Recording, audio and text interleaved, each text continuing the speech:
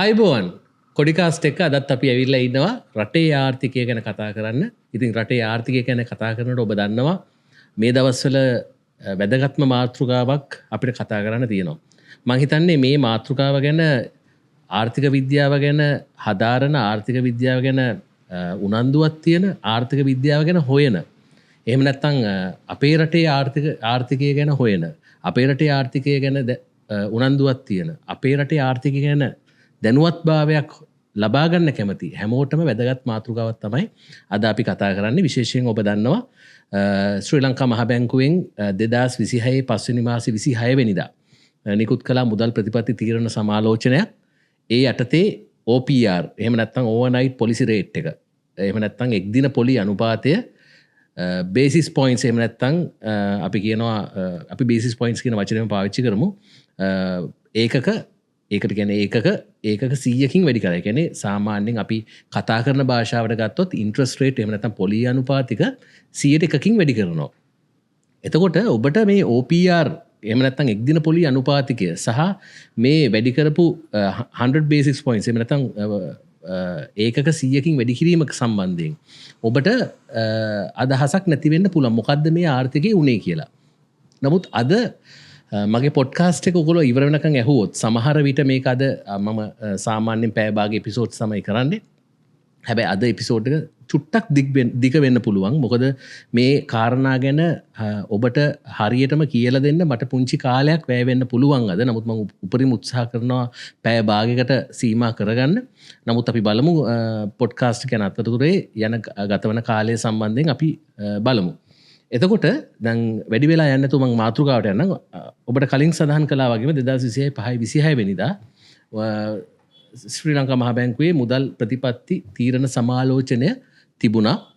එතකොට ඒ තීරණ සමාලෝචනය අනුව OPR ඕවර්නයිට් පොලිසි රේට් එක එක්දින පොලි අනුපාතකයේ බේසිස් පොයින්ට් 100කින් වැඩි කරා. හැබැයි මේක ගැන කතා කරන්න කලින් අපි දැනගන්න ඕනේ ඇත්තටම මේ දවස්වල කතා කරන්න ඕනේ මාතෘකා කිහිපයක් තියෙනවා. ඒ මාතෘකා ගැන කතා කරලා තමයි මෙතෙන්ට එන්න ඕනේ. මොකද නැත්තම් එකපාරම එක්දින පොලි අනුපාතය ගැන කිව්වොත් ඔබට මේ දේ කියන්නේ මොකද්ද කියන එක තීරුමක් ගන්න බැරි වෙනවා. ඒ නිසා මම හිතුවා ඔබට එතෙන්ට එන්න පාලම හදන්න. එහෙම නැත්නම් බ්‍රිජ් කරන්න එක. ඒ නිසා මම ඔබට බලා ගන්න පුළුවන් මගේ ස්ක්‍රීන් එකේ මම පටන් ගන්නෙ උද්දමනයෙන්. උද්දමනය කියන්නේ යම්කිසි කාලයක් ඇතුළත යම්කිසි රටක භාණ්ඩ හා සේවාවන් වල සාමාන්‍ය මිල මට්ටම් අකණ්ඩ ලෙස ඉහළ යාම. එතකොට ඒ අකණ්ඩ ලෙස ඉහළ යාමේ ප්‍රතිඵලයක් ලෙස ඔබට ඔබේ මුදල් වලින් ගන්න පුළුවන් භාණ්ඩ ප්‍රමාණය එහෙම නැත්නම් මේකට අපි පාවිච්චි කරන වචනයක් මුදලේ ක්‍රය ශක්තිය. ඔකට කියන purchasing power කියලා. PP කියලා කියන්නේ. අපි ඉංග්‍රීසියෙන් PP කියන short form එකකින් අපි පාවිච්චි කරන්නේ මේ ක්‍රය ශක්තිය. purchasing power මුදලේ ක්‍රය ශක්තිය ක්‍රමයෙන් පහත වෙනවා. උදාහරණයක් විදිහට අපි ඔයාලට තේරෙන විදිහට කිව්වොත් මෙහෙම. අද ඔබ රුපියල් ලක්ෂයකින් කරන්න ඉන්න දේ උද්දමනයේ වැඩි කාලෙකදී තව අවුරුද්දකින් ඔබට රුපියල් ලක්ෂයෙන් කරන්න අද කරන දේ එදාට කරන්න බැරි වෙනවා. එතකොට උද්දමනයේ ගොඩක් වැඩි වුණොත් එහෙම සමහරට අවුරුද්දක් යන්නේ මාස කිහිපයකින් වෙන්න පුළුවන් ඒ දේ. එතකොට උද්දමනයේ ප්‍රශ්නේ යන්න එතනයි. එතකොට අපි බැලුවොත් එහෙම ලංකාවේ මතුපිට උද්දමනය අපි කියන හෙඩ්ලයින් ඉන්ෆ්ලේෂන් එක මාර්තු මාසෙ තිබ්බේ 2.4යි අප්‍රේල් මාසෙදී ඔබට පේනවා කැපී පෙනෙන වැඩිවීමක් තියෙනවා 5.4යි. මගේ මතකයේ නිවැරදි නම් පෙබරවාරි මාසෙ තිබ්බේ 1.6යි හෙඩ්ලයින් ඉන්ෆ්ලේෂන් එක. එහෙම නැත්නම් මතුපිට උද්දමනය 1.6යි පෙබරවාරි මාසෙදී. ඒතර ඔබට පේනවා පෙබරවාරි මාසේ 1.6යි මාර්තු මාසේ 2.4යි අප්‍රේල් මාසේ 5.4යි. එතකොට ශීඝ්‍ර ලෙස වැඩි වෙලා තියෙනවා. එතකොට මේ උද්දමනයක් වැඩි වෙනකොට මොකද වෙන්නේ? රටේ මිල මට්ටම් භාණ්ඩ හා සේවාවල මිල මට්ටම් ක්‍රමක්‍රමයෙන් ඉහළ යනවා. නමුත් මිනිසුන්ගේ ආදායම වැඩි වෙන්නේ නැහැ. මිනිසුන්ගේ ආදායම වැඩි වෙන්නේ නැති නිසා මිනිසු එකෙන් පීඩාවට පත් වෙනවා. එතකොට රජයක් වශයෙන් සහ විශේෂයෙන් මහ බැංකුවක් වශයෙන් ඔබ දන්නවා මහ බැංකුවෙන් තියෙන බේස් එකක්. ඒ බේස් එකට අනුව මහ බැංකුව උත්සාහ කරනවා එක ඩිජිට් එකක උද්දමනය තියාගන්න. එක ඩිජිට් එකක කිව්වට 5% මට්ටම හෝ ඊට අඩුවෙන් තියාගන්න තමයි මහ බැංකුවේ උත්සාහය. ගොඩක් වෙලාවට 5%ට අඩු වුණාට 3%ට අඩු වෙන්න දෙන්නේ නැහැ. ඒ වගේම 5%ට වැඩි වුණාට 7%ට වඩා වැඩි වෙන්න දෙන්නේ නැහැ කියන එක තමයි මහ බැංකුවේ තර්කය. හැබැයි සාමාන්‍යයෙන් දල වශයෙන් ගත්තම 5%ට වැඩි වෙන්න දෙන්නේ නැහැ කියන එක තමයි මහ බැංකුව දැනට මාධ්‍ය වෙත නිකුත් කරලා තියෙන වාර්තා අරගෙන බැලුවම අපිට දකින්නට ලැබෙන්නේ. එතකොට දැන් ඔබට පේනවා අප්‍රේල් මාසේ 5.4ක් විදිහට උද්දමනය වැඩි වුණාම මහ බැංකුව යම්කිසි ක්‍රියාමාර්ග ගන්නවනේ මේ උද්දමනය වැඩි වෙන එක පාලනය කරන්න. අපි මුලින්ම බලමු උද්දමනය ඇතිවීමේ ප්‍රධාන හේතු තියෙනවා. ඒ හේතු තමයි ඉල්ලුම වැඩි වෙන එක. එතකොට ඉල්ලුමෙන් ඇදුණු උද්දමනයක් ඇති වෙන්න පුළුවන්. ඉල්ලුම වැඩි වුණාම භාණ්ඩ හා සේවා වල පවතින ඉල්ලුම සැපයීමට වඩා වේගයෙන් ඉහළ යන එක. එතකොට ඒක නිසා මොකද වෙන්නේ? සැපයීමට වඩා වේගයෙන් ඉල්ලුම වැඩි වෙන නිසා වියදම් වැඩි වෙනවා මිනිස්සුන්ගේ. මිනිස්සු වියදම් කරන්න පෙළඹෙනවා. ඒ කියන්නේ තමන්ගේ අතේ රුපියල් තියෙනවා නම් සල්ලි තියෙනවා නම් භාණ්ඩ දැන් අපි හිතමු ඔබ සුපර් මාකට් එකට ගිහිල්ලා ඇපල් ගෙඩියක් ගන්නවා. ඇපල් ගෙඩිය ගාන වැඩි වුණාට ඇපල් ගෙඩිය ප්‍රමාණය අඩු වුණාට ඔබ ගිහිල්ලා සුපර් මාකට් එකට ඔබ ඇපල් ගෙඩියක් ගන්න ඕන නම් ඔබ ඇපල් ගෙඩිය ගන්නවා. එතකොට ඔබ දන්නේ නැහැ ලංකාවේ ගොඩක් තැන්වල මිනිස්සු ඒ වගේ ඇපල් ගන්නවා. අතේ සල්ලි ගොඩක් තියෙනවා නම් අපි හිතමු රුපියල් සාමාන්‍යයෙන් එක පර්චේස් එකක එහෙම නැත්නම් එක මිලදී ගැනීමකදී අතේ රුපියල් 20000ක් 25000ක් 30000ක් තියෙන මිනිස්සෙක් වෙළඳපළට ගිහිල්ලා ඇපල් ගෙඩියක් රුපියල් 200ක් දීලා ගන්න එක වෙන්න පුළුවන්. එතකොට ඒ දේ ඉල්ලුම වැඩිවීම නිසා අනිත් තැන්වලත් ඒ දේ වෙන්න පුළුවන්. මම කියන එක මිනිස්සෙක් ගැන විතර නමුත් ඒ වගේ මිනිස්සු ගොඩක් ඉන්නව වෙන්න පුළුවන්. එතකොට ඉල්ලුම වැඩි වෙනවා. ඒක නිසා වියදම වැඩි වෙනවා. ඒක නිසා මොකද ඉල්ලුමත් එක්ක ඉල්ලුම වැඩි වෙනකොට මිල මට්ටම් ඉහළ යනවා. මොකද සැපයීම වැඩි වෙන්නේ නැහැනේ. ඒක නිසා මිල මට්ටම් වැඩි වෙනවා. එතකොට වියදම් වැඩි වෙනවා කියන්නේ නිෂ්පාදන වියදම් වැඩි වෙනවා, අමුද්‍රව්‍ය වියදම් වැඩි වෙනවා, සමහරට බැටුප් වගේ දේවල් වැඩි වෙනවා. ඒ වගේ දේවල් ඉහළ යන නිසා නිෂ්පාදකයෝ මොකද කරන්නේ? භාණ්ඩවල මිල වැඩි කරනවා. භාණ්ඩවල මිල වැඩි කරාම මොකද වෙන්නේ? මුදල් සැපයීම ඉහළ යනවා. ඇයි මුදල් සැපයීම ඉහළ යන්නේ? ඔබ වෙනදාට පාවිච්චි කරන මුදල් ප්‍රමාණයට වඩා වැඩි මුදල් ප්‍රමාණයක් පාවිච්චි කරන්න වෙන නිසා ඒ පාවිච්චි කරන මුදල් ප්‍රමාණය වැඩිපුර සංසරණය වෙනවා. මේක අපි ඊළඟ ස්ලයිඩ්ස් වල පැහැදිලිව අපි කියලා දෙනවා ඔයගලන්ට. ඒ නිසා වැඩිපුර මුදල් සංසරණය වෙනවා. එතකොට සංසරණ මුදල් ප්‍රමාණය වැඩි වෙන නිසා බඩුවල ඉහළ යාමට සාපේක්ෂව මුදලේ වටිනාකම අඩු වෙනවා. ඊට පස්සේ අපිට අරන් බලන්න පුළුවන් මේ උද්දමනය මයින්නේ කොහොමද කියලා. ප්‍රධාන වශයෙන්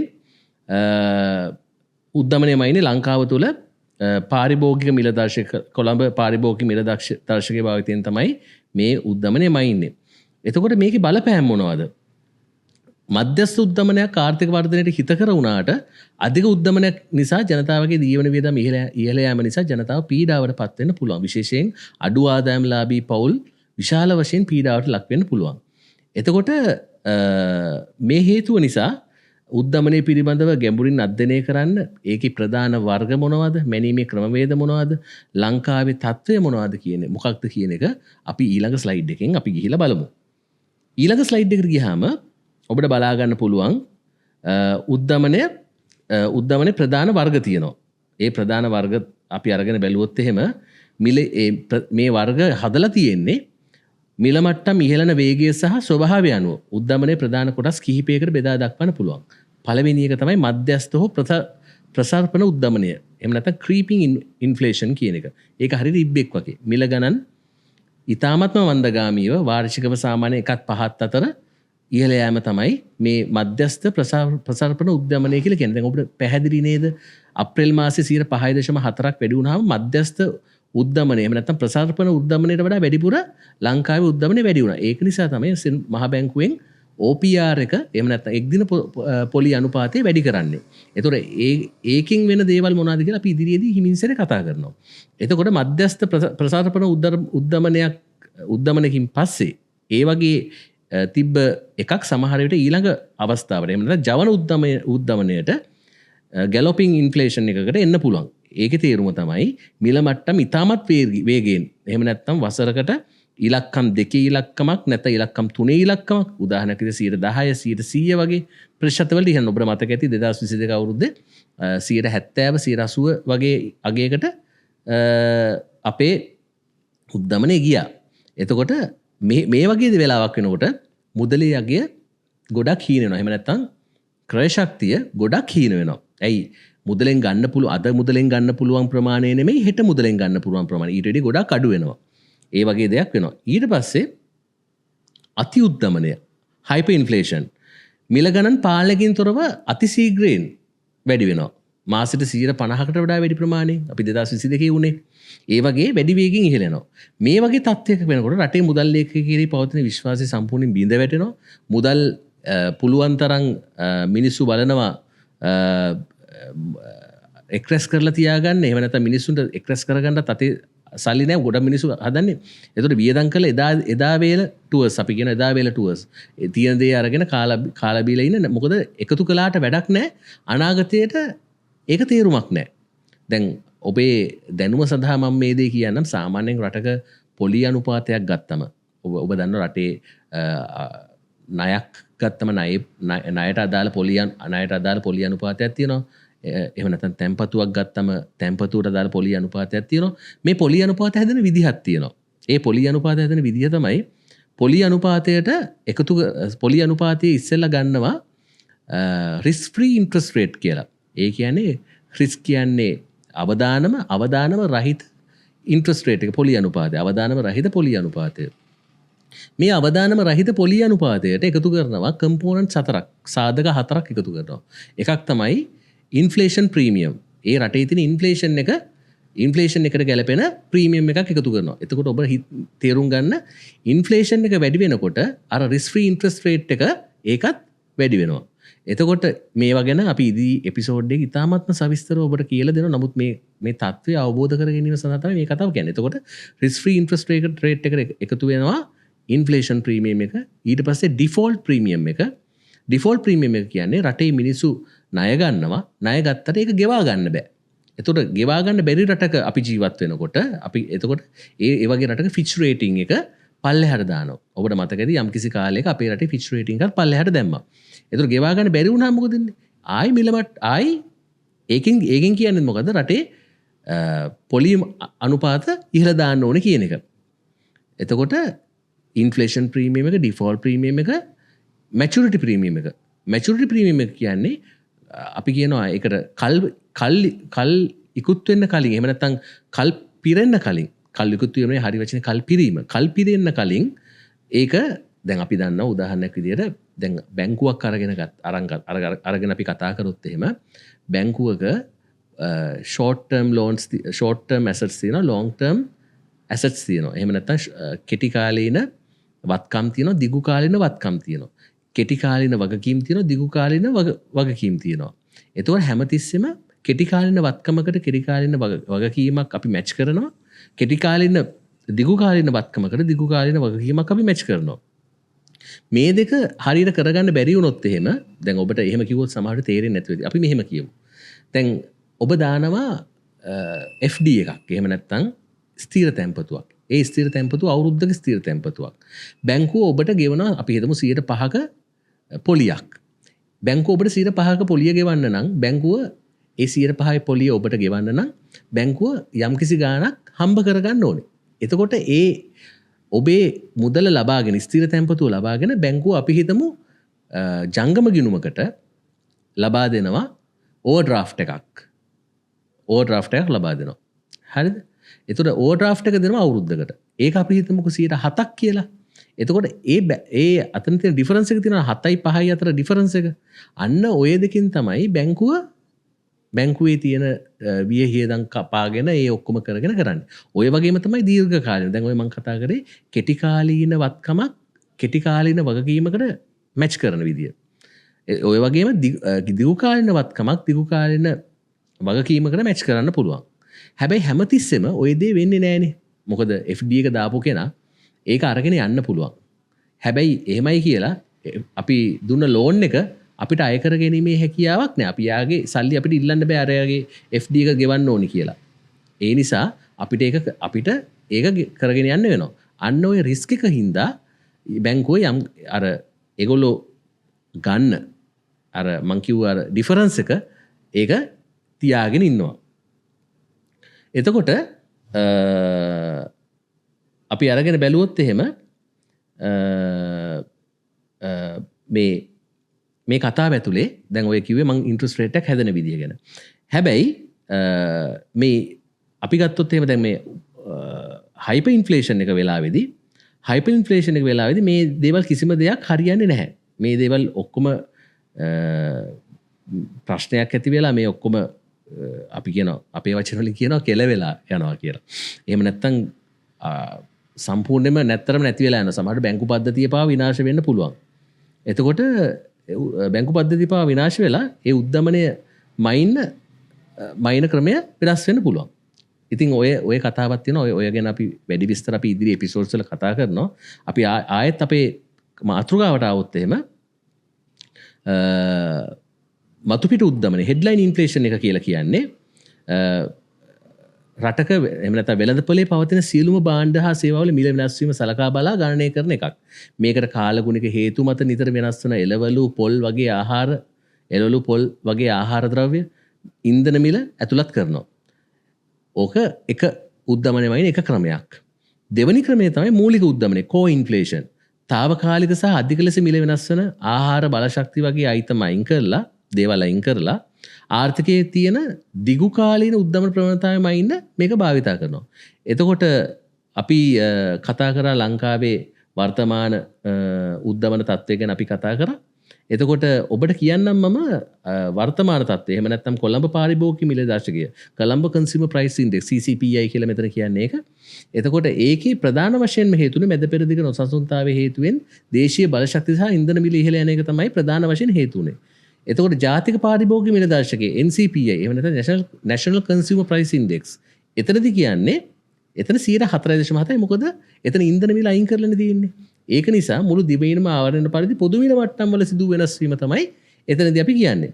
එතකොට ආහාර සහ ආහාර නොවන කාණ්ඩවල උද්දමනය අරන් බැලුවොත් ආහාර උද්දමනය 2.8කින් ඉහළ ගිහිලා තියෙනවා. ආහාර නොවන උද්දමනය ප්‍රවාහන නිවාස සෞඛ්‍ය අධ්‍යාපන වගේ ඒවා 6.8කින් ඉහළ ගිහිලා තියෙනවා. එතකොට ඔබට දැන් තේරෙනවා මේ උද්දමනය කියන එක ඇත්තම ගැටලුව මොකද්ද කියලා. එතකොට මේ ගැටලුව තියෙන එක පාලනය කරන්නේ කොහොමද? ප්‍රධාන වශයෙන්ම පාලනය කරන්නේ රටේ මූල්‍ය අධිකාරී එහෙම නැත්නම් ශ්‍රී ලංකා මහ බැංකුව අපේ රටේ ගත්තොත් ශ්‍රී ලංකා මහ බැංකුව නැත්නම් වෙන රටක නම් මහ බැංකුව සෙන්ට්‍රල් බැංක් එක. එතකොට සෙන්ට්‍රල් බැංක් එක සහ රජය විසින් තමයි මේ උද්දමනය පාලනය කරන්න ප්‍රධාන ක්‍රමවේද හදන්නේ. මේ ක්‍රමවේද දෙකක් තියෙනවා. එකක් තමයි මූල්‍ය ප්‍රතිපත්තිය. එහෙම නැත්නම් මොනිටරි පොලිසි. රාජ්‍ය අපි කියනවා මොනිටරි පොලිසි. මහ බැංකුව විසින් පොලි අනුපාත ඉහළ නැංවීම කරනවා. ඒ ඉහළ නැංවීම කරාම මොකද වෙන්නේ? ජනතාව ණය ගන්නේ නැහැ. මොකද ණය ගන්න තියෙන ඉන්ට්‍රස්ට් රේට් එක වැඩි. දැන් ඔබ දන්නවා බැංකුවකට ගිහලා ණය ගන්න ගියාම ඔබේ ආදායමත් එක්කනේ ණය ලබා දෙන්නේ. ඔබේ ආදායමෙන් දල වශයෙන් 60% ප්‍රමාණයක් තමයි ඔබට ණයක් ලබා දෙන්නේ. එතකොට ඉන්ට්‍රස්ට් රේට් එක වැඩි කරාම නැත්නම් පොලිය අනුපාතය වැඩි කරාම වෙන්නේ මොකද්ද? ඔබට ණය ලබා ගන්න පුළුවන් ප්‍රමාණය අඩු වෙනවා. ණය ලබා ගන්න පුළුවන් ප්‍රමාණය අඩු වුණාම ඔබට ණය ලබා ගන්න ප්‍රමාණය අඩු වෙනකොට වෙන්නේ මොකද්ද? ඔබේ අතේ තියෙන මුදල් ප්‍රමාණය අඩු වෙනවා. ඔබේ අතේ තියෙන මුදල් ප්‍රමාණය අඩු වෙනකොට මොකද වෙන්නේ? ඔබට ගන්න පුළුවන් ප්‍රමාණය අපි මුලින් කතා කර purchasing power එක ඔබට අඩු වෙනවා. එතකොට ඔබ භාණ්ඩ සඳහා කරන ඉල්ලුම නැතුන සමහර වෙලාවට ගෙදර කිරිපිටි පැකට් 6ක් ගෙනාවා නම් ඒ මාසේ සීනි පැකට් 6ක් ගෙනාවා නම් ඒ මාසේ කලින් මාසේ ඔබ ඒ ඉන්ට්‍රස්ට් රේට් වැඩි කරාට පස්සේ පොලි අනුපාතක වැඩි කරාට පස්සේ ඔබ ගේන්නේ කිරිපිටි පැකට් 4ක් වෙන්න පුළුවන්. සීනි පැකට් 4ක් වෙන්න පුළුවන්. ඔබට තේරෙනවද එතකොට ඔබ භාණ්ඩ වලට ඉල්ලුම් කරන ප්‍රමාණය අඩු වෙලා කියලා. මිල මට්ටම් වැඩි වෙනකොට ඉල්ලුමට මොකද උනේ? මිල මට්ටම් වැඩි වුණාට ඉල්ලුම වැඩි වුණා. මිල මට්ටම් අඩු කරන්න ඉල්ලුම අඩු කරන්න ඕනේ. ඉල්ලුම අඩු කරන්න මොකද කරන්නේ? ඉන්ට්‍රස්ට් රේට් වැඩි කරනවා. ඊට පස්සේ මේ ඒක කරන්නේ මොනිටරි පොලිසි එකෙන් අපි ණය ගැනීම අඩු කරනවා. එතකොට ඉන්ට්‍රස්ට් වැඩි වෙනකොට තව කට්ටියක් ඉන්නවා සමාජයේ. ඒ තමයි ඉන්ට්‍රස්ට් රේට් එකෙන් ජීවත් වෙන කට්ටිය. මිනිස්සු මොකද කරන්නේ? අතේ තියෙන හැම සල්ලියම බැංකුවට දානවා. මොකද ඉන්ට්‍රස්ට් රේට් එකක් හම්බ වෙනවා. පොලියක් හම්බ වෙනවා. වැඩි පොලියක් හම්බ වෙනවා. වැඩි පොලියක් හම්බ වෙනකොට අතේ තියෙන සල්ලි ටික බැංකුවට යනවා. එතකොට සංසරණය වෙන මුදල් ප්‍රමාණයට මොකද වෙන්නේ? සංසරණ මුදල් ප්‍රමාණය අඩු වෙනවා. සංසරණ මුදල් ප්‍රමාණය අඩු වෙනවා. එක පැත්තකින් ඕගොල්ලෝ ණය ගන්නේ නැහැ. අනිත් පැත්තෙන් අතේ තියෙන සල්ලි ටික දාන්න. එතකොට අතේ තියෙන සල්ලි ප්‍රමාණය අඩු වෙනවා. අතේ තියෙන සල්ලි ප්‍රමාණය අඩු වෙනවා කියන්නේ ඔබට නැවත වතාවක් ඔබට ගන්න තියෙන බඩු වල ප්‍රමාණය ඔයගොල්ලෝ අඩු කරනවා. අඩු කරාම අතේ තියෙන මුදල් ප්‍රමාණය අඩු වෙන නිසා ඉල්ලුම අඩු වෙනවා. ඉල්ලුම අඩු වීම නිසා ඔබ නොදැනුවත්වම ඒ මිල මට්ටම් පහළ යාමට ඔබ උදව් කරලා තියෙනවා. ඊට පස්සේ ඕක එකක්. ඒකට කියන්නේ මූල්‍ය ප්‍රතිපත්තිය, මොනිටරි පොලිසි. ඊට පස්සේ කියනවා රාජ්‍ය මූල්‍ය ප්‍රතිපත්තිය, ෆිස්කල් පොලිසි. රජයේ අනවශ්‍ය වියදම් තියෙනවනේ. වියදම් සීමා කරනවා. සමහර වෙලාවට ඇමතිවරුන්ගේ මන්ත්‍රීවරුන්ගේ නැත්නම් අමාත්‍යාංශවල ඉන්ධන සලාක කපලා දානවා. රජයේ අපි ට්‍රේනින් වලට යනකොට ට්‍රේනින් වල තියෙන ඒවල ලබා දෙන තේකක් ලබා දෙනවා වෙන්න පුළුවන්, නැත්නම් මොන හරි ස්නැක් එකක් දෙනවා වෙන්න පුළුවන්. ඒවා කපා හරිනවා. ඔය වගේ පොඩිම තැන ඉඳලා ලොකුම තැන වෙනකන් රජය දරන වියදම් සීමා කිරීම තුළින් බදු ප්‍රතිපත්තිය සංශෝධනය කිරීම තුළින්, ඒක තව එකක්, බදු ප්‍රතිපත්තිය සංශෝධනය කිරීම කරන්නේ ඇයි?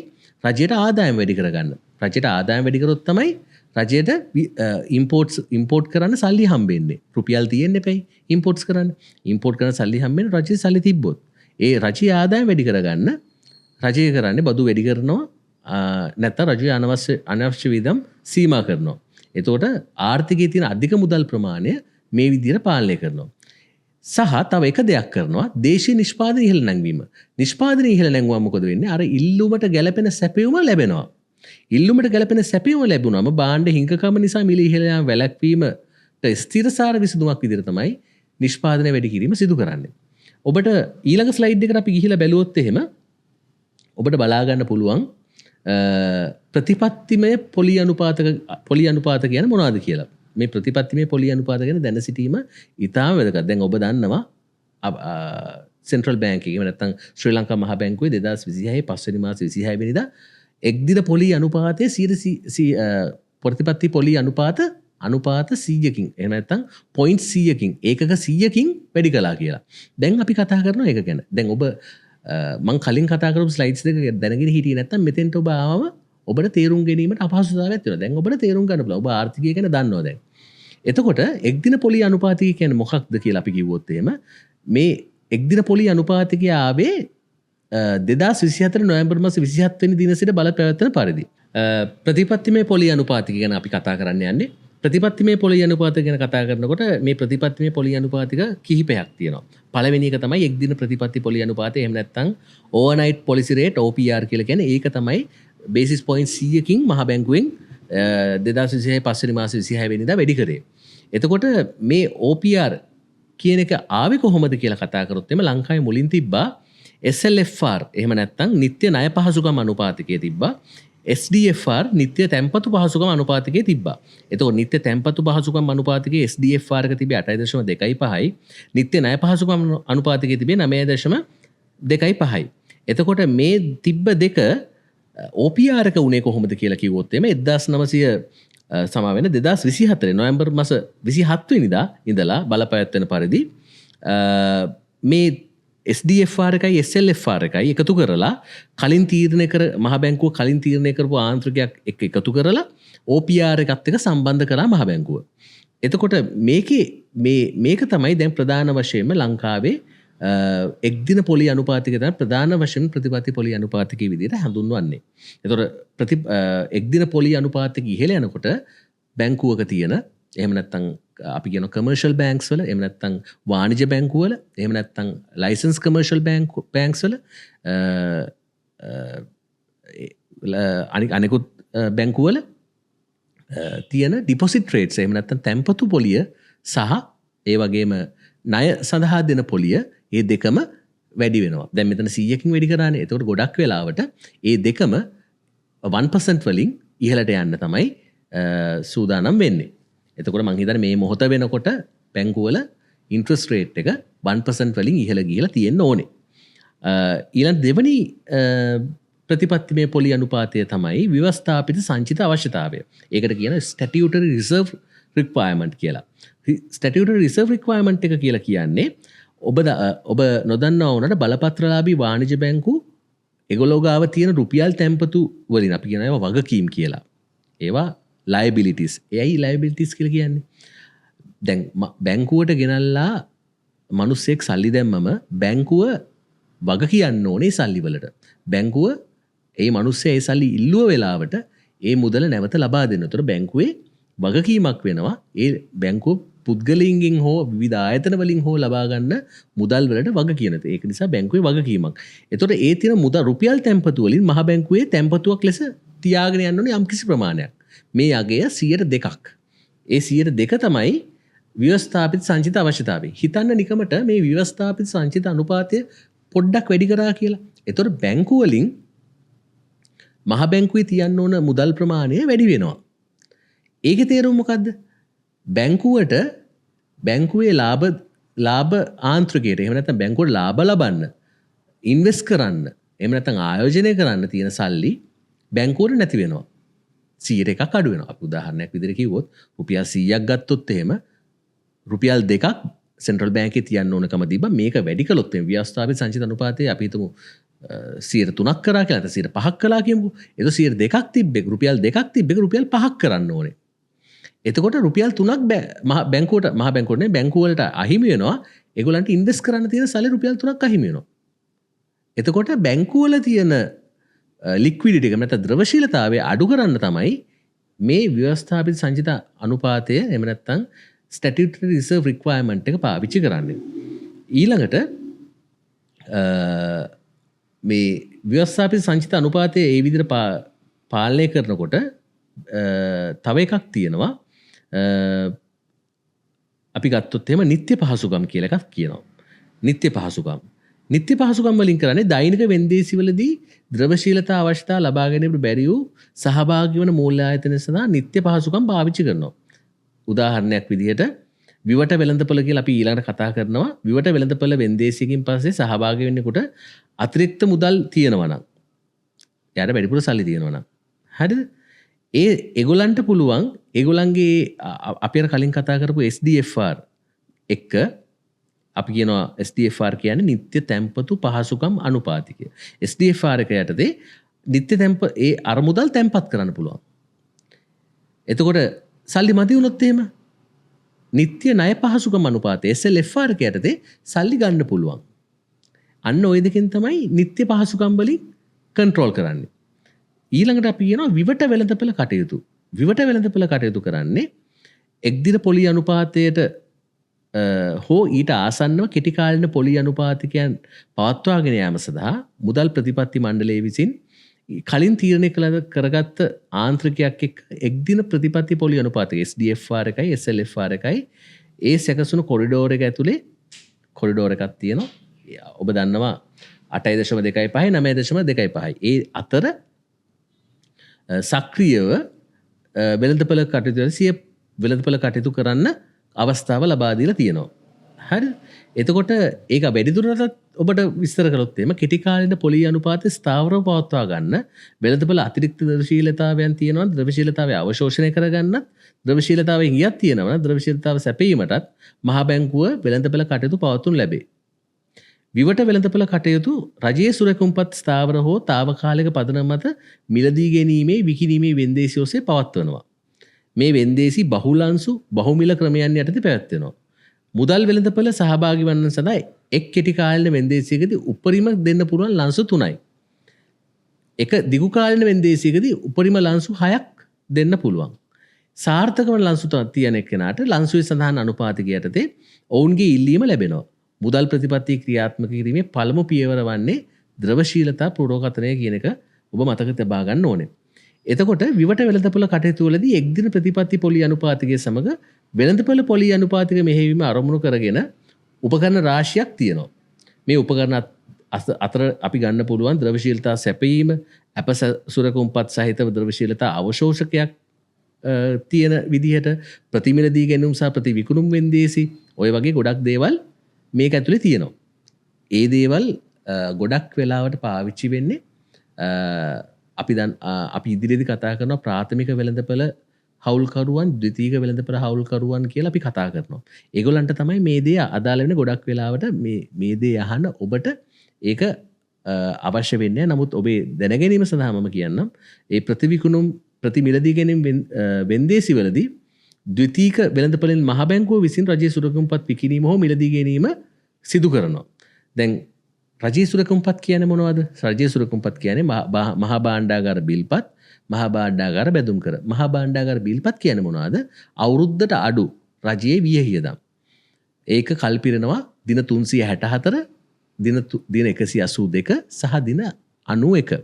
අවුරුද්දට වැඩිව මහා භාණ්ඩාගාර බැඳුම් කර. එතකොට මොකද්ද මේකෙන් කරන්නේ? වෙළඳපොලේ ද්‍රවශීලතාවය වැඩි නම් මහ බැංකුව කරන්නේ සුරකුම්පත් අලෙවි කරනවා. ද්‍රවශීලතාවය මදි නම් මොකද කරන්නේ? මහ බැංකුව මේ සුරකුම්පත් ටික මිලට ගන්නවා. ওই ටික තමයි ප්‍රධාන වශයෙන් ප්‍රතිපත්තිමය පොලි අනුපාතය යටතේ කරන්නේ. අපි ඊළඟට ගිහිලා බලමු විශේෂ කාරණාවක් වෙච්ච දෙයක් මේක. මං හිතන්නේ අද රටේ ගොඩක් තැන්වල ප්‍රශ්නයක් බවට පත්වෙච්ච දෙයක්. ඒ තමයි ශ්‍රී ලංකාවේ මුදල් සැපයුම කියන්නේ මොකක්ද කියන එක.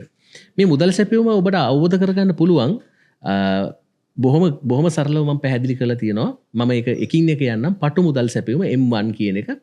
M1 කියන්නේ එහෙම නැත්නම් පටු මුදල් සැපයුම කියන්නේ රටක් තුල ඉක්මනින් ගනුදෙනු කරන්න පුළුවන් ද්‍රවශීලතාවයෙන් ඉහළම මුදල් ටික තමයි පටු මුදල් සැපයුම කියන්නේ. මේක ප්‍රධාන වශයෙන් කොටස් දෙකක් තියෙනවා. මහජනයා සතු ව්‍යවහාර මුදල් අපි කියනවා CP, currency in public. එහෙම නැත්නම් සංසරණේ පවතින නෝට්ටු සහ කාසි ඉල්ලුම් තැන්පතු DDP. ඒ කියන්නේ demand deposits කියන එක. මහජනතාව විසින් වාණිජ බැංකුවල පවත්වාගෙන යන ලබන චෙක් පතක් මගින් හෝ ඉල්ලුවාම ලබාගත හැකි ඉතුරුම් ජංගම ගිණුම් වල ඇති මුදල් අපි කියනවා පටු මුදල් සැපයුමට අයත් කියලා. මේක අපි ගණන් විදිහට ගණිතමය විදිහට දැක්වුවොත් එහෙම අපි කියනවා M1 සමානයි CP එකතු කිරීම DDP. ඒ කියන්නේ M1 කියන්නේ පටු මුදල් සැපයුම, CP කියන්නේ currency held by public. එහෙම නැත්නම් මහජනයා ඇතති මුදල්, DDP කියන්නේ demand deposits කියන එක. එහෙම නැත්නම් current accounts වල ජංගම ගිණුම් වල තියෙන මුදල්. දෙවැනි අවස්ථාව අපි ගත්තොත් පුළුල් මුදල් සැපයුම කියලා කියනවා. රටක සංසරණය වන මුදල් ප්‍රමාණය මැන දැක්වීම සඳහා භාවිතා කරන මූල්‍ය දර්ශකයක් විදිහට මේ පුළුල් මුදල් සැපයුම නැත්නම් M2 අපි හඳුන්වනවා. මේක පටු මුදල් වලට වඩා පුළුල් වෙනවා. නමුත් ද්‍රවශීලතාවෙන් තරමක් අඩු වෙනවා. නමුත් පහසුවෙන් මුදල් බවට පරිවර්තනය කරන්න පුළුවන් තැන්පතු මේකට ඇතුළත් වෙනවා. නැවත වාරයක් මේ M2 හැදෙන්නේ කොහොමද? මහජනයා සතු ව්‍යවහාර මුදල්, මහජන අතර සංසරණ නෝට්ටු සහ කාසි සහ පටු මුදල් M1 ඉල්ලුම් තැන්පතු ඒ ටිකට එකතු වෙනවා කාලීන සහ ඉතුරුම් තැන්පත්. මහජනයා විසින් වාණිජ බැංකුවල තැන්පත් කර ඇති මුදල්. කාලීන හා ඉතුරුම් තැන්පත් කියලා ඔබ දන්නවා. කාලීන තැන්පතු කියන්නේ FDs, ඉතුරුම් තැන්පත් සහ අනෙකුත් ඉතුරුම් තැන්පත් savings deposits. ඒවා තමයි ඒ ටික එකතු වුනහම M1 එකට ඒ ටික එකතු වුනහම තමයි M2 හැදෙන්නේ. ඒකාබද්ධ පුළුල් මුදල් සැපයුම M2B කියලා අපි හඳුන්වනවා. ශ්‍රී ලංකාවේ මුදල් සැපයුම තවදුරටත් අර්ථ දැක්වීමට 1998 ශ්‍රී ලංකා මහ බැංකුව විසින් මේ M2B කියන එක හඳුන්වලා දෙනවා. එතකොට M2B කියන්නේ මොකක්ද? විදේශ මුදල් ගිණුම් වල කාලය සහ ඉතුරුම් තැන්පතු, කාලීන සහ ඉතුරුම් තැන්පතු. විදේශ මුදල් බැංකුව ඒකකවල පදිංචිකරුවන්ගේ තැන්පතු වලින් 50%ක් M2 මුදල් සැපයුමට එකතු කිරීමෙන් සමස්ත පුළුල් මුදල් සැපයුම ගණනය කරනවා. අපි ඉහත සටහන් කරා M2 කියන්නේ මොකක්ද කියලා. පුළුල් මුදල් සැපයුම ඒකට එකතු කරනවා විදේශ මුදල් අනේවාසිකයන්ගේ ගිණුම්. එහෙම නැත්නම් NRFC RFC accounts වල තියෙන තැන්පතු වලින් 50%ක් ඒකට එකතු කරනවා. එතකොට අපි වෙන විදිහකට කිව්වොත් එහෙම මේක මහ ජනතාව සතු මුදල් තියෙනවා M2B එක ඇතුලේ. වාණිජ බැංකු වල මහ ජනතාව සතු ඉල්ලුම් තැන්පතු තියෙනවා M2B එක ඇතුලේ. වාණිජ බැංකු වල මහ ජනතාව සතු කාලීන සහ ඉතුරුම් තැන්පතු තියෙන M2B එක ඇතුලේ. අනේවාසික විදේශ මුදල් ගිණුම් වල කාලීන හා ඉතුරුම් තැන්පතු වලින් 50%ක් තියෙන M2B එක ඇතුලේ. විදේශ මුදල් ඒකකවල පදිංචිකරුවන් සතු තැන්පතු තියෙනවා M2B එක ඇතුලේ. ඊට පස්සේ තව එකක් තියෙනවා ශ්‍රී ලංකාවේ පුළුල් මුදල් සැපයුම. broad money supply M2B. ඒක අපි තව විදිහකට කතා කරනවා M4 කියලා අපි හඳුන්වනවා. එතකොට මේ ශ්‍රී ලංකාවේ පුළුල් මුදල් සැපයුම broad money supply එක කියන්නේ මහ ජනතාව සතුව තියෙන මුදල් සහ වාණිජ බැංකුවල ඇති මුදල් අර අපි ඔක්කොම ගත්තොත් මේ සියලු මුදල් පටු මුදල් ආසන මුදල් විශේෂ ආයතන වල තැන්පතු කියන ඔක්කොම ගෙම්ම තමයි M4 එක හැදලා තියෙන්නේ.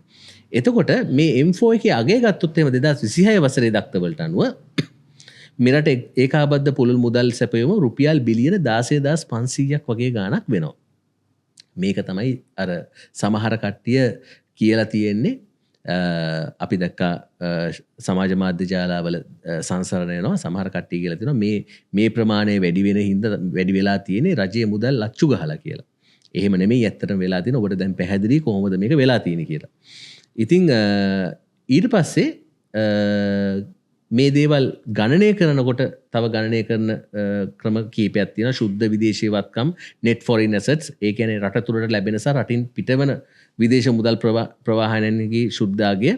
රටට එන සල්ලි රටින් යන සල්ලි වල වෙනස.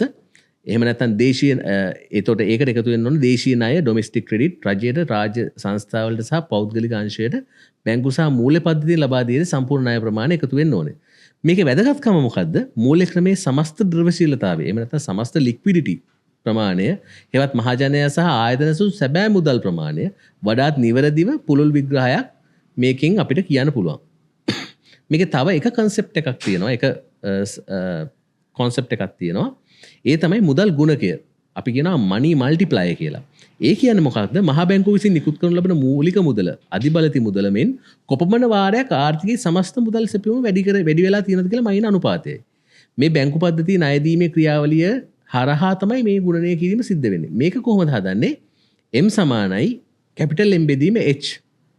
මේකේ සිම්පල් M කියන්නේ මුදල් ගුණකය. මුදල් ගුණකයේ විශාලත්වය ජනතාව තම අතේ මුදල් තබා ගැනීමේ කැමැත්ත සහ වාණිජ්‍ය බැංකු පවත්වාගෙන සංචිත අනුපාත මත තීරණය වෙනවා. හරිද? එතකොට H කියන්නේ නියතයක්. ඊට අමතරව අපි ගත්තොත් එහෙම මේ ගුණකයේ විශාලත්වයේ තියෙන කරන වාසිය සාධක තමයි ජනතාව තමන්ගේ අතේ මුදල් තියාගෙන ඉන්න කැමැති ප්‍රමාණය. එතකොට ඔබ හිතන්න අපි කිව්වොත් ඉන්ට්‍රස්ට් රේට් වැඩි කරන වෙලාවක මිනිස්සු අතේ මුදල් තියාගෙන ඉන්නේ නැහැ. මිනිස්සු කරන්නේ බැංකුවට ගිහලා ඒ සල්ලි ටික දානවා. එතකොට අතේ මුදල් නැහැ. එතකොට මුදල් ගුණනය කිරීමේ හැකියාවක් ලැබෙන්නේ නැහැ. අපි ඊළඟ ස්ලයිඩ් එකට ගිහලා බලමු. එතකොට ශ්‍රී ලංකා මහා බැංකුව විසින් රටේ මුදල් සැපයීම පුළුල් කර ඒකාබද්ධ පුළුල් මුදල් වඩාත් පුළුල් කළ මුදල් යනාදී වශයෙන් ගණනය කිරීමේ ප්‍රධාන අවශ්‍යතාවය අපිට නිකන් හරි හිතන්න ඕනේ. එතකොට අපි දැන් අර කලින් කතා කරා මේ දේවල් ඇයි අපි කතා කරන්න කියලා. එතකොට මේ දේවල් ඇයි කතා කරන්නේ? ඇයි පටු මුදල් සැපයීමට ආසන මුදල් එකතු කිරීමෙන් පුළුල් මුදල් සැපයීම ලැබෙනවා. ලංකා මහ බැංකුව විසින් පුළුල් මුදල් සංකල්පය වැඩි දියුණු කරගත්තට පස්සේ ප්‍රධාන අවශ්‍යතාවය වන්නේ පටු මුදල් සැපයීමට ආසන මුදල් ඇතුළත් කිරීම. ඇයි ආසන මුදල් ඇතුළත් කරන්නේ? ලංකාවේ සංසරණය වන සියලුම මුදල් ප්‍රමාණය මේ සම්පූර්ණ මුදල් සැපයීම ඔස්සේ අපිට ගන්න පුළුවන්. එතකොට උදාහරණයක් විදිහට අපි ගත්තොත් එහෙම ප්‍රතිශතයක් විදිහට ගත්තොත් එහෙම 2000 වසරේ අපේ තිබිලා තියෙනවා 52.8ක් මේ සම්පූර්ණ මුදල් ප්‍රමාණය. 2001 වසරේ අපේ තිබිලා තියෙනවා 53.6ක්.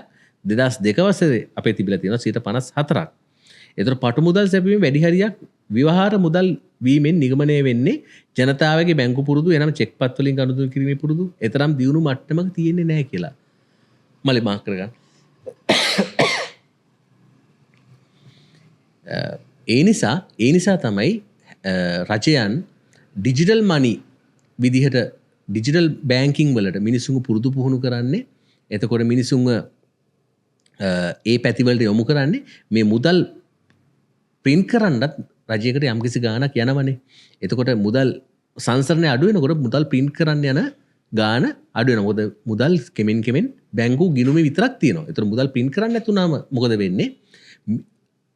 ඒ බැංකු වලට පුළුවන් මේ මුදල් ආයෝජනය කරන්න. ආයෝජනය කරලා ලාභාන්ත්‍රිකය ලබා ගන්න පුළුවන්. එතකොට අපි ගත්තොත් එහෙම අපිට පේනවා අපි කතා කරන්න ඕන තව එක දෙයක් තියෙනවා. විශේෂයෙන් ආර්ථික විද්‍යාවෙන එර්වින් ෆිෂර්ගේ සංකල්පය. එර්වින් ෆිෂර්ගේ සංකල්පය තමයි MV සමානයි PT. මේකේ M කියන්නේ මොකද්ද?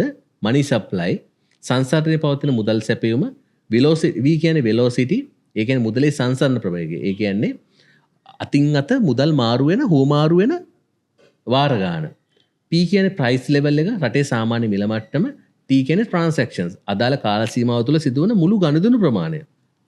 එතකොට ඔබ පැහැදිලිව බලන්න මේ සූත්‍රයට අනුව M වැඩි වුණොත්, එහෙම නැත්නම් සංසරණයේ පවතින මුදල් සැපයීම වැඩි වුණොත් එහෙම P මොකද වෙන්නේ? රටේ සාමාන්‍ය මිල මට්ටම වැඩි වෙනවා. මිනිස්සු අතර මුදල සංසරණය වෙන වේගය. කියන්නේ ඔබ රුපියල් 20000ක් අරගෙන ගිහිල්ලා ඔබ ඒක කඩේට ගිහිල්ලා දෙනවා. එතකොට ඒ කඩෙන් බඩු ගන්නවා. එතකොට ඒ කඩේ අයිති කෙනා ඒ කඩේ අපි හිතමු තව ස්ටොක් එකක් ගෙන්න ගන්න ඒ මුදල් පාවිච්චි කරනවා. ඒ ස්ටොක් එක ගේන කෙනා ඒක ගිහිල්ලා කම්පැනි එකට දෙනවා. එතකොට ඒ කම්පැනි එකෙන් ඒක ගිහිල්ලා එයාගේ සප්ලයර්ට දෙනවා. එතකොට මුදල් අතින් අත යන වාර ගාන ඔබට පැහැදිලි වෙනවා. එතකොට ඔබ හිතන්න අපි හිතමු රටේ ඉන්ට්‍රස්ට් රේට් වැඩි කරා කියලා පොලි අනුපාත වැඩි කරා කියලා. එතකොට මොකද වෙන්නේ? මිනිස්සු අතේ තියෙන සල්ලි ප්‍රමාණය අඩු වෙනවා. මිනිස්සු අතේ තියෙන සල්ලි ප්‍රමාණය අඩු වෙනකොට මොකද වෙන්නේ? අර මිනිස්සු ගිහිලා කඩේට දෙන සල්ලි ප්‍රමාණය අඩු වෙනවා. එතකොට ඒක සංසරණ වාර ගන්න අඩු වෙනවා. එහෙම නැත්නම් ඒක එතකොට ඒ වාර ගන්න අඩු වෙනවද මොකද වෙන්නේ? ප්‍රයිස් ලෙවල්ස් අඩු වෙනවා. ට්‍රාන්සැක්ෂන්ස් අඩු වෙනවා. එතකොට පේනවද උද්දමනේ ඇති වෙන එක ඇති නොවන එක වෙලා තියෙන කොතනින්ද කියලා. අන්න ඒක පැහැදිලි කරන්න තමයි විශේෂයෙන්ම අද අපි මේ පොඩ්කාස්ට් එක ඔබට අරගෙන ඉන්නේ. විශේෂයෙන් මම ඊළඟ සහ අවසාන ස්ලයිඩ් එක අද පොඩ්ඩක් දිග වුණා. නමුත් මේ කතාව කියන්න ඕනේ අවසාන ස්ලයිඩ් එක විදිහට මේ මම පැහැදිලි කරන්නම් OPR එක එහෙම නැත්නම් එක් දින පොලි අනුපාතක ඉහළ දැම්මා තිබ්බේ 7.5යි ඉහළ දැමීම නිසා මේ OPR එක ඉහළ දැමීම නිසා පදනම් අංක 100කින් ඉහළ දැමීම නිසා 8.5ක් වෙනවා. පදනම් අංක 100කින් ඉහළ දාලා කොහොමද 1% වලින් වැඩි වෙන්නේ? ඒක ගණන් කරන්න එහෙම තමයි. පදනම් අංක 100ක් කියන්නේ 1% වලින් වැඩි වෙනවා කියන එක. එතකොට 7.75 ඉඳලා 8.75 වෙනකන් වැඩි වුණා. එතකොට වැඩි වෙච්ච ගමන් මොකද වෙන්නේ? මේක කළේයයි කියලා අපි ඉස්සෙල්ලා කතා කරමු. මේක කරන්නේ වෙළඳපොළ ඉහළන උද්දමනය පාලනය කරන. ඔබ දැන් දන්නවා උද්දමනය ගැන අපි කතා කරා. උද්දමනය නවත්තන්න මිල ඉන්ට්‍රස්ට් රේට් වැඩි කරන්න ඕනේ ඇයි කියන එක ගැන අපි කතා කරා. එතකොට ඒ ඉන්ට්‍රස්ට් රේට් වැඩි කරා මේ ඉන්ට්‍රස්ට් රේට් එක තමයි වැඩි කරලා තියෙන්නේ. ඉන්ට්‍රස්ට් රේට් එක වැඩි කරාම මිල ඉහළන උද්දමනය පාලනය වෙනවා. රුපියලයාගේ ස්ථාවර කරන්න. ඇයි කොහොමද රුපියලයාගේ ස්ථාවර වෙන්නේ? ඉන්ට්‍රස්ට් රේට් එක වැඩි වෙනකොට ඉන්ට්‍රස්ට් රේට් වැඩි නොවී තිබ්බොත් එම මිනිස්සු අතර සල්ලි තියෙනවා. මිනිස්සු ඒ සල්ලි වලින් උදාහරණයක් විදිහට අපි සුපර් මාකට් එකට ගිහිල්ලා ඇපල් ගෙඩියක් ගන්නවා. අපි අතේ රුපියල් 20000ක් තියෙනවා. අපි ඇපල් ගෙඩි 10ක් අපිට ගන්න පුළුවන්. හැබැයි අපේ අතේ තියෙන රුපියල් 10000 එනවා. අපි ඇපල් ගෙඩි 10ක් ගන්න යන්නේ නැහැ. ඒ ඇපල් ගෙඩි 10 සමහරට ඇපල් ගෙඩි 5කට ඇපල් ගෙඩි 2කට අඩු වෙන්න පුළුවන්. එතකොට ඔබ හිතන්න ඇපල් ගෙඩි 10ක් ඉල්ලුම් කරනකොට ඒ ඇපල් ගෙඩි 10 ඉම්පෝට් කරන්න යන සල්ලි ප්‍රමාණය මොකද වෙන්නේ? වැඩි. ඩොලර් වැඩිපුර පාවිච්චි කරන්න වෙනවා. ඇපල් ගෙඩි දෙකක් ගන්නකොට ඒකට ඉම්පෝට් කරන්න යන ඩොලර් ප්‍රමාණය අඩුයි. එතකොට ඩොලර් ප්‍රමාණය අඩු වීම නිසා මොකද වෙන්නේ? රුපියලයේ ස්ථාවරව තියෙන ඩොලර් වලට තියෙන ඉල්ලුම අඩු වීම නිසා රුපියල ස්ථාවර වෙනවා. ඊට පස්සේ ඒ වගේම ඉන්ධන ආනයනය කරන්න විදේශ විනිමය ගලා යාම පාලනය කරන්නත් මේ බේසිස් පොයින්ට්ස් ඉහළ දැම්මම ඒකේ එක හේතුවක් වෙන්න පුළුවන්. මොකද ඒකට එහෙම ඒක වෙන්නේ කොහොමද කියලා අපි කතා කරොත් එහෙම ඉන්ට්‍රස්ට් රේට් වැඩි වෙනකොට අතේ තියෙන සල්ලි ගිහිල්ලා බැංකුවට දාන්න තියෙන ටෙම්ප්ටේෂන් එක අවශ්‍යතාවය වැඩි වෙනවා. ණය ලබා ගැනීමේ තියෙන ටෙම්ප්ටේෂන් එක අඩු වෙනවා. ඒතර අතේ තියෙන සල්ලි ප්‍රමාණය අඩු වෙනවා. තෙල් ගහන තියෙන සල්ලි ප්‍රමාණය අඩු වෙනවා. තෙල් ගහන තියෙන සල්ලි ප්‍රමාණය අඩු වෙනකොට මිනිස්සු තෙල් ගහන ප්‍රමාණය අඩු කරනවා. තෙල් ගහන ප්‍රමාණය අඩු කරනකොට ඒක තෙල් වලට තියෙන ඉල්ලුම අඩු වෙනවා. තෙල් එතකොට ආනයනය කරන ප්‍රමාණය අඩු වෙනවා. එතකොට මේ අනුපාතික ඉහළ දැමීම ශේෂ්ත්‍ර ගණනාවකින් අපිට දකින්න පුළුවන්. දැන් ඔය මම කතා කරපු දේම තමයි ණය ගැනීමේ පොලි අනුපාතික ඉහළ දැමීම.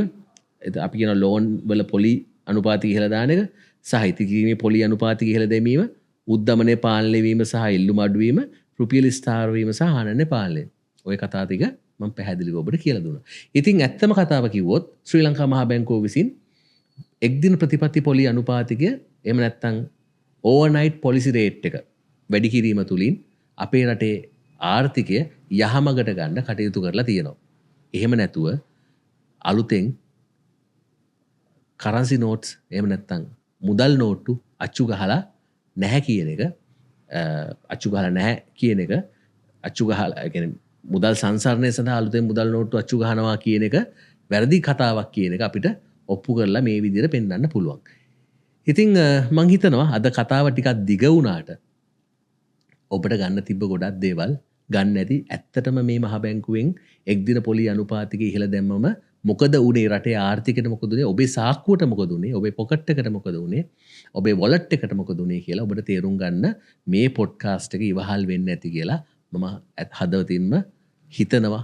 හදවතින්ම ප්‍රාර්ථනා කරනවා ඔබට මේ දේවල් ඔබේ පොකට් එක මැනේජ් කරන්න ඔබට වටිනා කියන දේවල් ටිකක් මේ පැය ඇතුලේ ඔබට ලැබුණා කියලා මම කල්පනා කරනවා. ඉතින් මේ වගේම ආර්ථික කරුණු ගැන ඔබ නොදන්න ආර්ථික කරුණු ගැන ලංකාවේ ආර්ථිකය ගැන වගේම ලෝකීය ආර්ථිකය ගැනත් ඔබ නොදන්න ආර්ථික කරුණු ගැන කතා කරන්න ආයමත් සැරයක් කොඩි කාස්ට් එක ඊළඟ එපිසෝඩ් එකෙත් එක්ක අනිවාර්යයෙන්ම එන්න. මතක ඇතුව සබස්ක්‍රයිබ් කරන්න, මතක ඇතුව ලයික් කරන්න.